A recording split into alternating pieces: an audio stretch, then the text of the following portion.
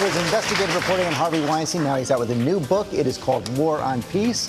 First of all, congratulations on the Pulitzer. Glad to see you get that. Well deserved. I love the title of this book, War on Peace, because it packs such a punch.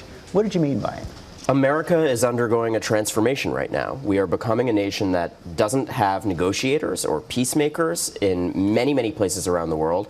And in those places, we are shooting first and asking questions later, or sometimes, as I tell the story of this in the book, not at all.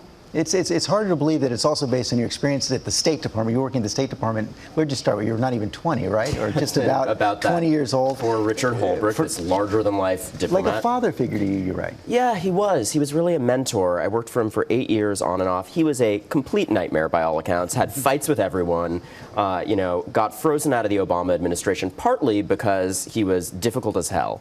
But also, he died trying to sound the alarm about this trend. And I released some of his final secret memos to Hillary Clinton, where he says, look, our policy process is overtaken by generals and spies and civilian voices who maybe could spare our brave servicemen and women from going headlong into war, aren't even making it into the room. You also spoke with every living Secretary of State. What surprised you most about those conversations? A lot of things. The level of candor from everyone, from Colin Powell, who said we're ripping the guts out of the State Department, we're mortgaging your future, to Rex Tillerson, who gave a lot of access.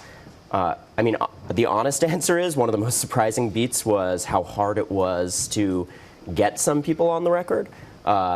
Hillary Clinton had scheduled an interview while I was at the height of the Weinstein reporting, and her folks got in touch and said, we hear you're working on a big story, sounded very concerned, and tried to cancel that interview.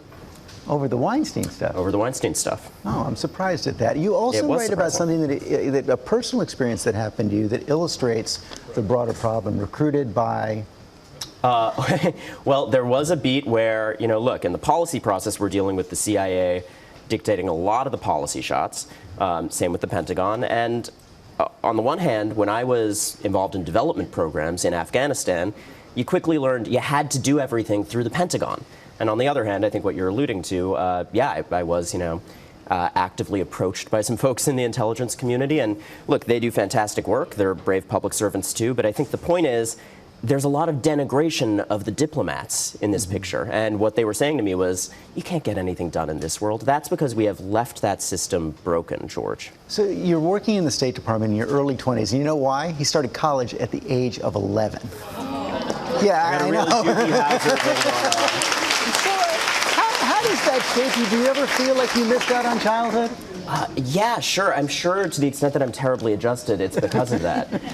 But no, I was very fortunate. When I was this tiny kid in school, people were very nurturing. I was fortunate to be in great places where people took care of me all the way through. And you've done a lot with it. War on Peace is out now. Congratulations. Hey, thank you, George. Good to see you, Ronan. Well, hey there, GMA fans. Robin Roberts here. Thanks for checking out our YouTube channel. Lots of great stuff here. So go on, click the subscribe button right over here to get more of awesome videos and content from GMA every day, anytime. We thank you for watching, and we'll see you in the morning on GMA.